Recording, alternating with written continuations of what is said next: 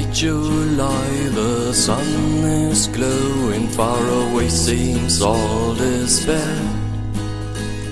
And in the veil... Enfin une vidéo sur le fromage. Le fromage c'est assez important en primal, on va voir pourquoi.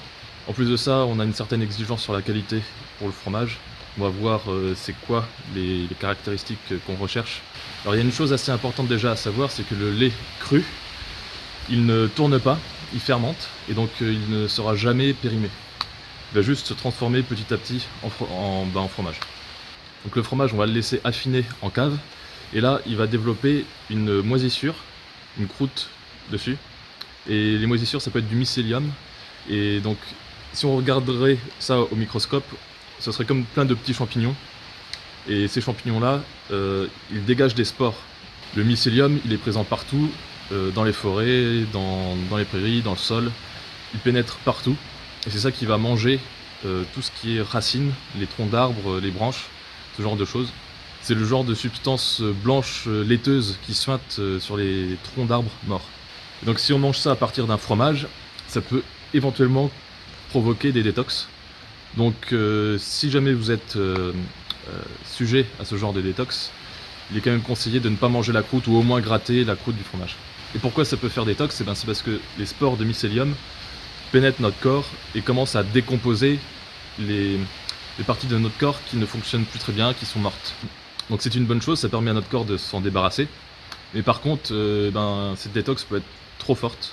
Donc ça dépend de ce qu'on a besoin. Si on veut briser, dissoudre la toxicité qu'il y a dans notre corps, on va plutôt chercher des pâtes molles, moisies. Mais si on cherche à, et ce que je vais présenter après là, ça va être le cheese strain, et si on cherche plutôt à absorber les toxines, on cherche plutôt un fromage à pâte dure, assez sec. Alors je vais expliquer ce que c'est que le cheese strain. Le cheese strain, c'est manger un cube, donc c'est un minimum, un cube de fromage, donc la taille d'un morceau de sucre.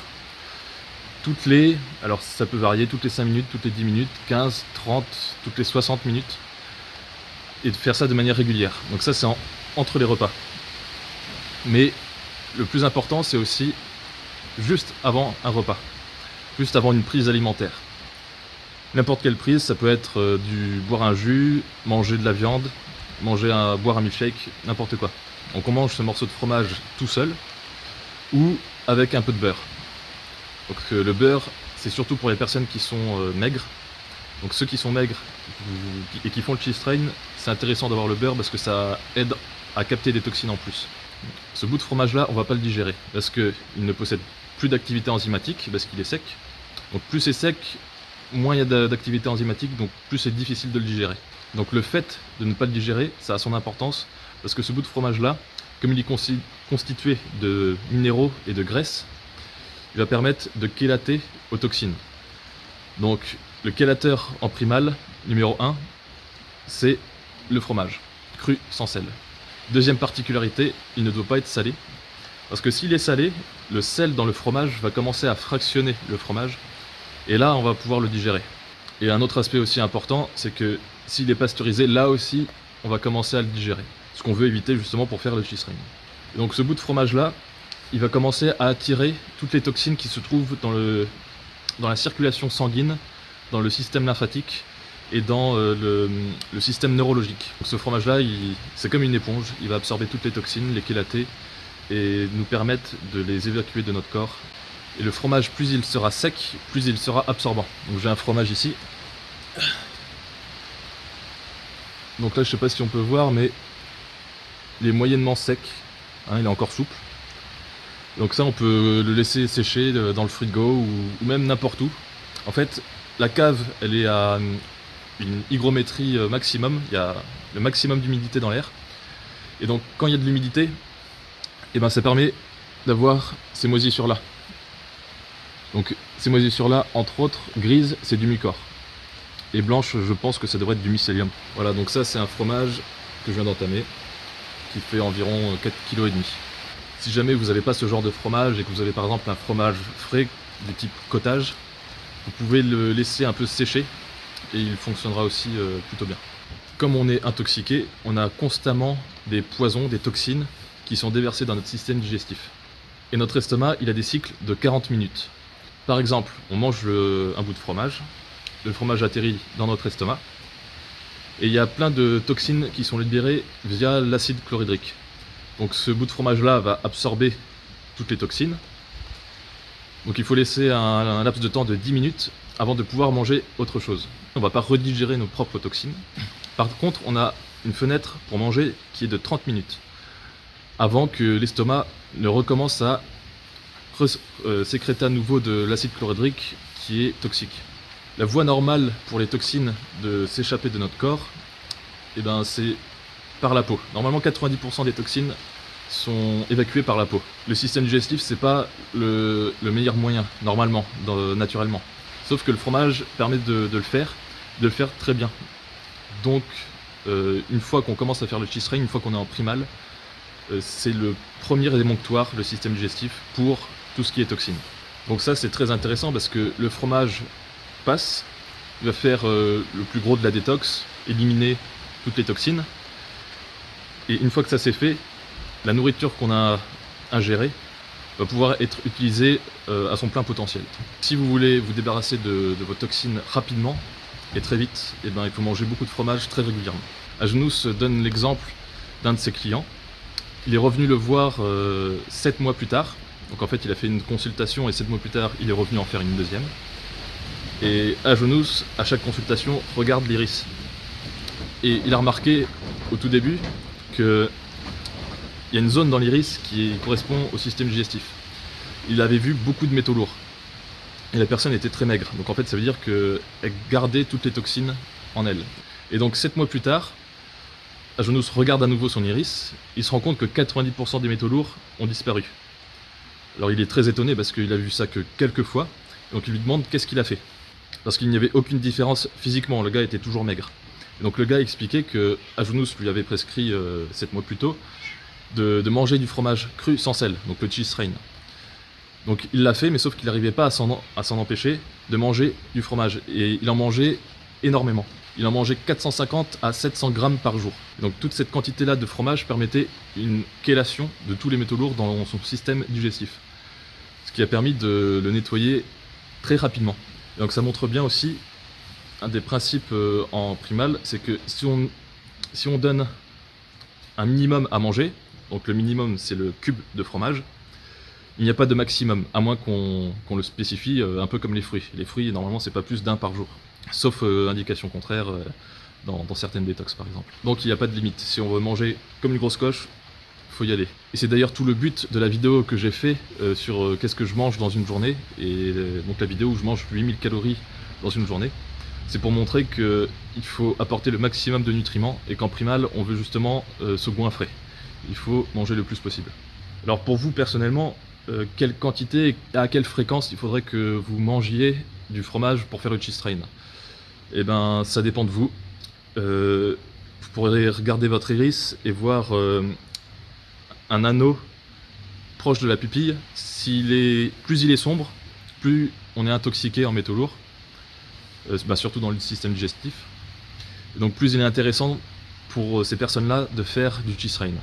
Alors bien sûr, tout ça, Agenous l'a vérifié. Il a fait des expériences sur des chats et des chiens. Il leur donnait de la viande crue. Donc il avait 2 groupes. Il leur donnait chacun de la viande crue.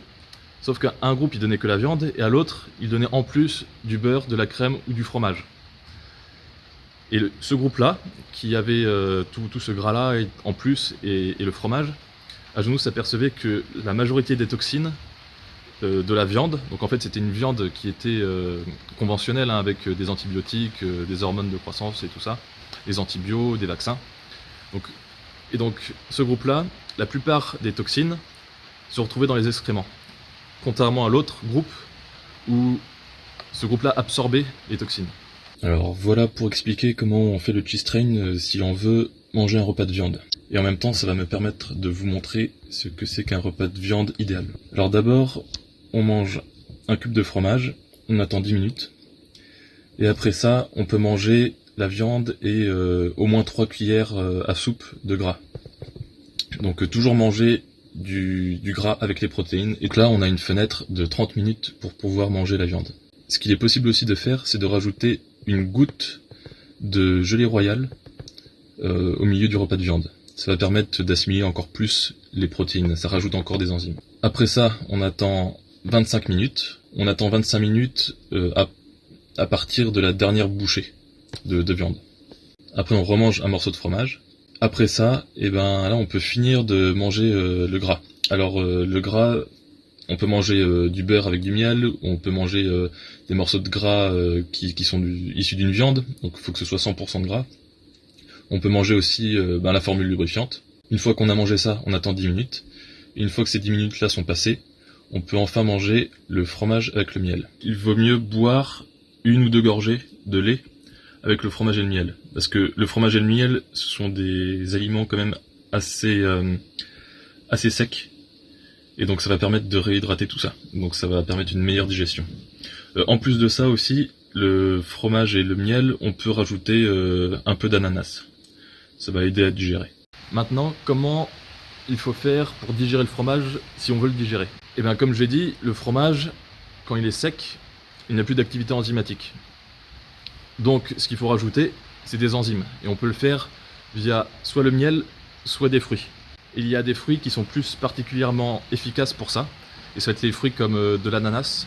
Donc quelle quantité de miel il faudrait manger pour digérer le fromage?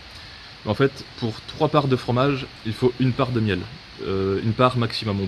Et pour les fruits, donc c'est de l'ananas ou de la papaye, par exemple, un fruit acide. Et qu'est-ce que ça permet de faire, de manger, de digérer le fromage? En fait, le fromage, c'est un concentré de minéraux, donc c'est notre supplément en minéraux. Ça apporte calcium, magnésium, phosphore, toutes ces choses-là. Donc quand on digère le fromage, ça va nous permettre de grossir, parce qu'il y a beaucoup de gras dans le fromage.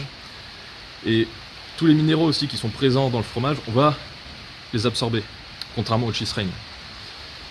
Et donc, des personnes qui avaient de l'ostéoporose, alors Agenous mentionnait des femmes qui avaient 32% de perte osseuse et qui avaient de l'ostéoporose. Et en 9 mois, elles ont inversé cette ostéoporose-là en mangeant beaucoup de fromage avec du miel. Et combien de fois il faudrait, dans une optique optimale, manger ce fromage-là avec le miel? 2 fois par jour, donc après les repas de viande, voire jusqu'à 3 fois par jour. Et donc pourquoi on mange le fromage à la fin du repas de viande? C'est parce que ça va nous reminéraliser les os et renforcer les muscles. Ah oui, il y a un autre point important, le fromage avec le miel, en fait il faut que le fromage et le miel soient mélangés en même temps dans la bouche. Donc on peut pas juste manger une cuillère de miel et manger le fromage après de l'autre côté. On va le digérer, mais pas complètement, il y aura certaines parties qui ne seront pas digérées. Donc pour que ce soit le plus homogène possible, pour permettre une meilleure digestion, il faut que le mélange se fasse dans la bouche. Donc ça, c'est le complément minéral en primal. Parce que la plupart des compléments en minéraux qu'on trouve par exemple dans le commerce, donc la supplémentation, en fait ce sont des minéraux sous forme de roches qui sont inorganiques. Donc que ce soit du fer, de l'iode, du zinc. Et donc comme on ne le digère pas, Agenous voyait dans l'iris des gens des taches qui représentaient, qui indiquaient qu'il y avait du fer qui rouillait, ou de l'iode, ou du cuivre dans leur système. Donc il y a des dépôts dans notre corps de minéraux, donc comme le fer, qui s'oxydent. Et tout ça bien sûr c'est dû aux suppléments en minéraux que les gens ont pris. Oui, ce que j'ai oublié de dire aussi, c'est que par fromage cru, ce qu'on entend en primal, c'est un fromage dont le caillé n'a pas été chauffé au-dessus de 37 degrés et demi. Au-delà, en fait, on commence à cautériser des minéraux. Et donc on perd certaines qualités du fromage, certaines qualités nutritionnelles. Dans le commerce, des fois on voit fromage au lait cru. Sauf que le fromage il a été fabriqué avec du lait cru. Mais le fromage, il n'est pas forcément cru. Cru dans le sens primal. Parce que un fromage au lait cru, il peut avoir été chauffé jusqu'à 40, 50, 60 degrés. Donc c'est comme les pâtes pressées cuites. En fait, on peut appeler un fromage à pâte pressée cuite au lait cru. Donc ça va être par exemple des fromages du type comté, emmental. Donc ce genre de fromage. Voilà, donc c'est une précision. En fait, si on ne sait pas, on peut pas le savoir. Donc ça peut un peu nous fausser. Donc si jamais vous trouvez un producteur sur un marché qui vous dit, qui peut vous faire du fromage cru sans sel, il faut bien savoir à quelle température il a été chauffé. Et lui demander de ne pas chauffer au-dessus de 37 degrés et demi. The corn is growing with golden heads so bright and fair. The wind is tearing on my wings of steel, and sorrow fills my broken heart. I carry wounds that cannot heal, and you and I lie worlds apart.